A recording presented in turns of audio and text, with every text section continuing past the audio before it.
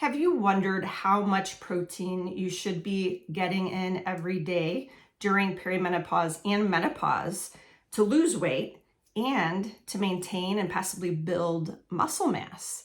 If you've been confused about where you should be at with your protein goals, then you're not alone, okay? I've been right there with you. I feel like, and I know in the past couple of years, there's been some newer research out there, especially for us ladies in perimenopause and menopause. So thankfully, recommendations are starting to shift and change.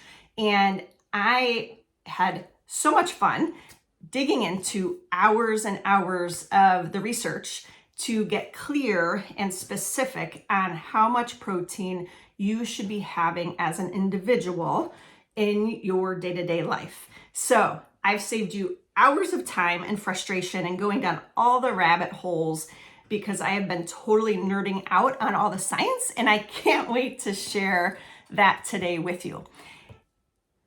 And as always, hit like, subscribe, and please share away to other women that you know would benefit from this video.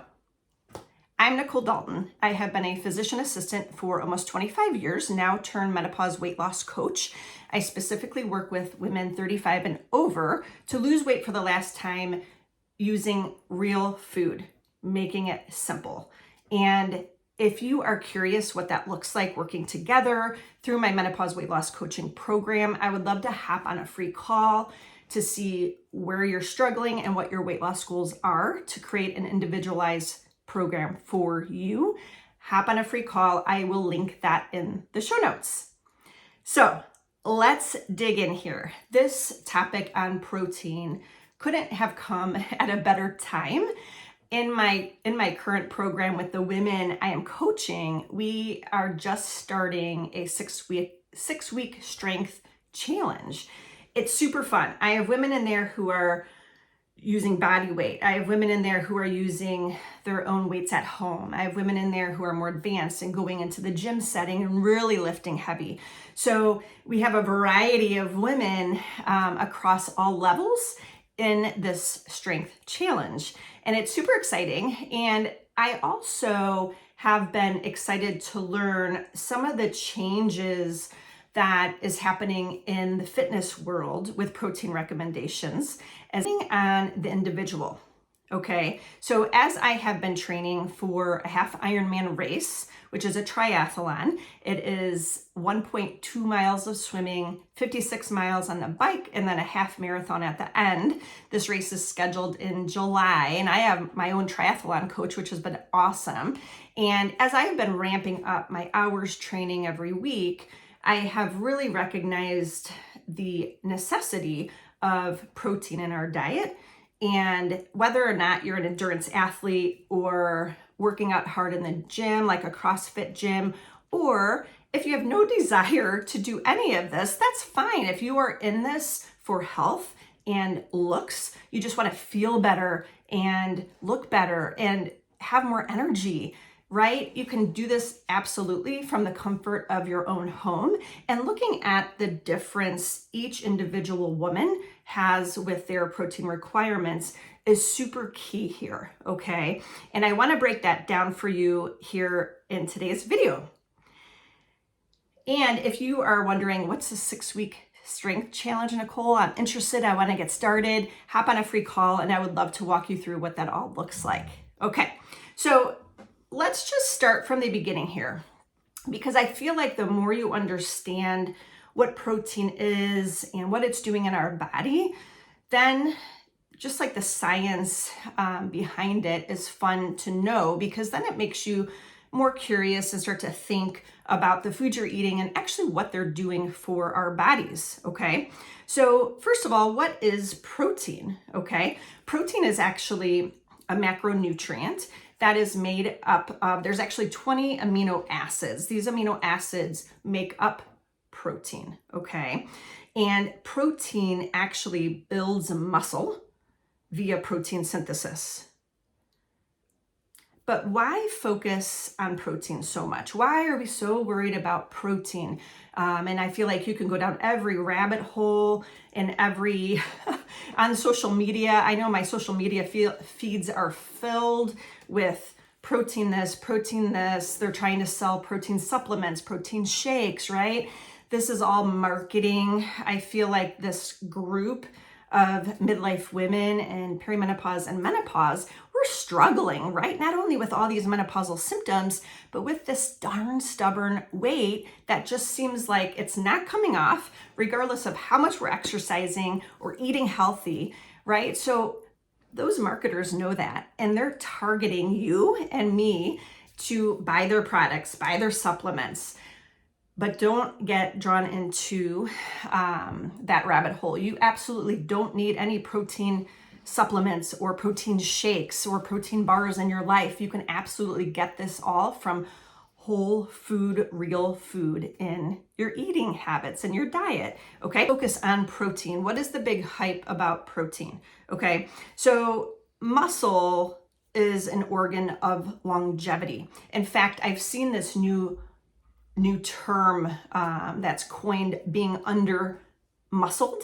I don't know if you've ever come across that here recently, but they're finding in these longevity studies that being under muscled might actually be the root cause of why some people, some women will struggle with their weight, or just looking at health in general across the lifespan. Those people who are more healthy and live the longest, and ways to increase our longevity is to actually build our muscle mass. And that helps with weight loss. It also helps to have a healthy, full, active life until we're 100, right? So that is the big drive here on protein all of a sudden, is because all of these longevity studies are really dialing in on muscle. And so we're really trying to figure out how can we increase our muscle mass, especially in perimenopause and menopause, when we are actively losing up to 30% of our muscle mass through menopause. And then as we keep aging, we continue to lose our muscle, called sarcopenia. So this is like an uphill battle, right? To get enough protein in, to create enough muscle, to actually keep the muscle we have or build the muscle, because that's going to help with your weight loss. Now, in my group of menopause weight loss clients, I always tell women you don't have to exercise to lose weight. And we know that because a lot of that comes from nutrition, with losing weight. But if you're looking not only to lose weight, but if you're looking at creating a more active, more energetic lifestyle and a longer, healthier lifestyle, then we dig in and really focus on that muscle piece, okay? So that's why that focus is here about protein. Okay, so now what you've been waiting for is I want to break it down to show you exactly how much protein that you as an individual woman will need in your day-to-day to help you lose weight and to maintain, if not build muscle, okay?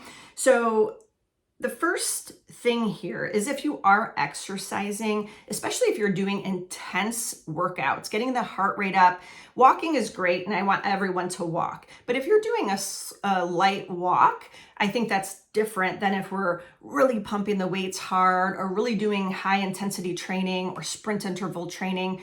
When you're doing those higher intensity workouts, then you have a very small window within 30 minutes after your workout to really push protein. And it's actually recommended from the work of Dr. Stacy Sims to get 35 grams of protein in within a half an hour after these intense training, because we know that as you're exercising and doing resistance training, your muscles are breaking down old and weak tissue and rebuilding new and stronger muscles. So in order to build new, stronger muscles, you have to replace protein within that short time frame after exercise. Women are different than men. Men have a different window, but for women specifically, especially in this phase in our life, we need to focus on not supplementing, but actually eating or drinking our protein right after exercise, okay? Because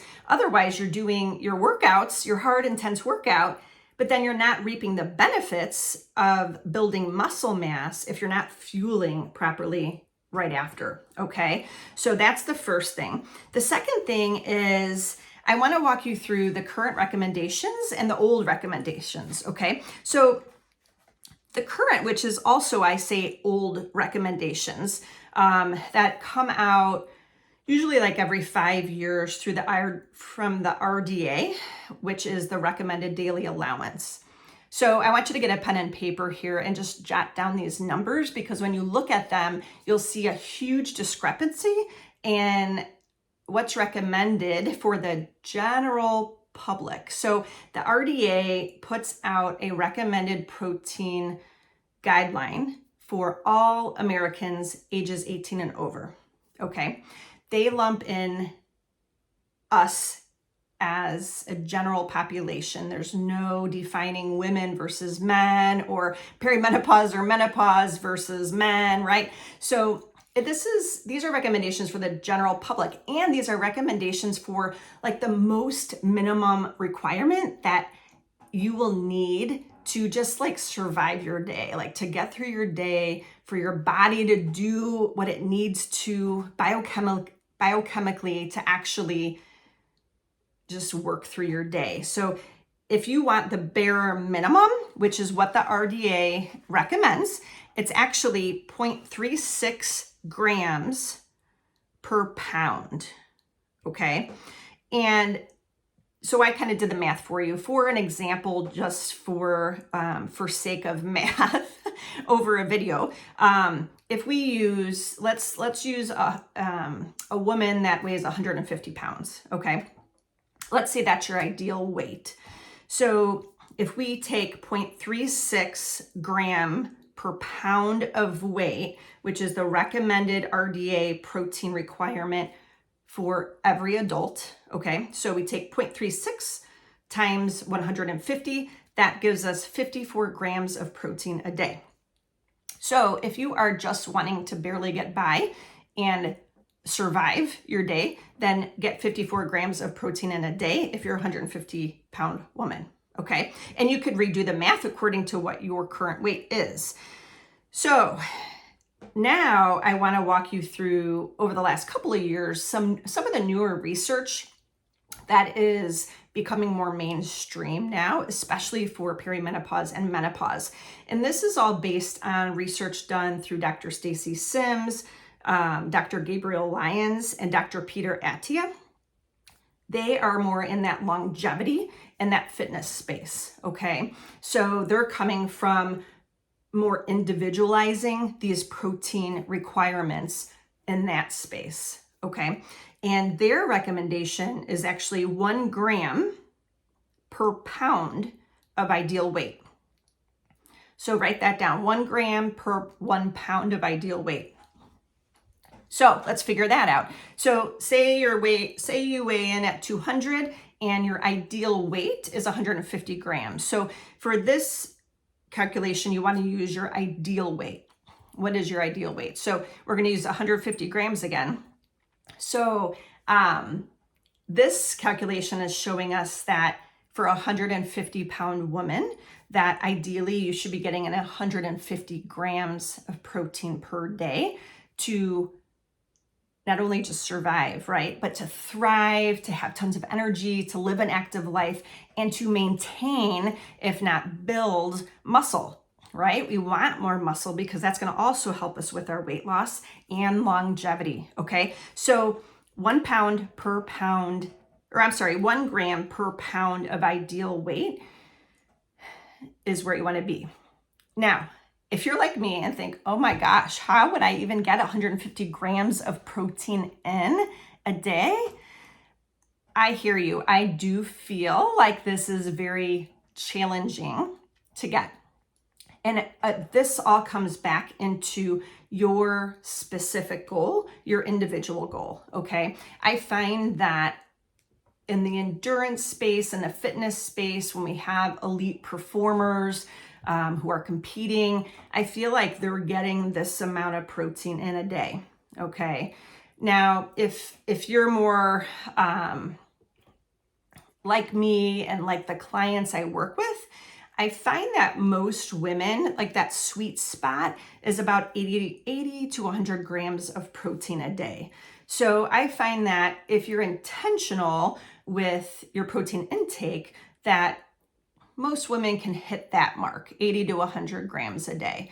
Now, these are the current recommendations, right? You can go from the minimum of 54 grams per day if you're 150-pound women to to actually 150 grams per day, right? Like, why this huge variance? Again, the RDA through the recommended daily allowance, that is a national organization, does this for the general population. They're shooting very low. The minimum requirements that your body just needs to function, compared to the upper limits. If you're focusing on thriving, having lots of energy, building muscle mass, then you want to be on that upper end. Okay. So also, one thing I want to make sure to remind you is, if you have any kind of medical issues, underlying medical problems that affect your protein intake, then make sure you talk with your medical provider first before digging into any of these recommendations. Okay, so if you have enjoyed this episode, stay tuned for next week's episode, because I'm going to share with you, now that we know how much protein you should be getting in your day, how do we actually make this happen in your day-to-day? Not just for a week, not just for a couple days. How do we consistently make this happen? And this is what I help my clients do throughout their work. And I am super excited to open up doors again to my very popular webinar called Menopause Weight Loss 101, 5 Steps to Lasting Weight Loss for Women Over 35. If you've not caught this webinar, I am reopening doors for it. You can register in the show notes with the link provided there. Thank you for digging in. I would love to hear if this made sense, if you're understanding a little bit more about how much protein to get in a day. And if you've not joined us over in Weight Loss for Midlife Women over in our private Facebook community, we would love to have you there. And I would also love to hop on a call with you if you're ready to get more dialed in and specific with your weight loss goals and see what coaching looks like for you.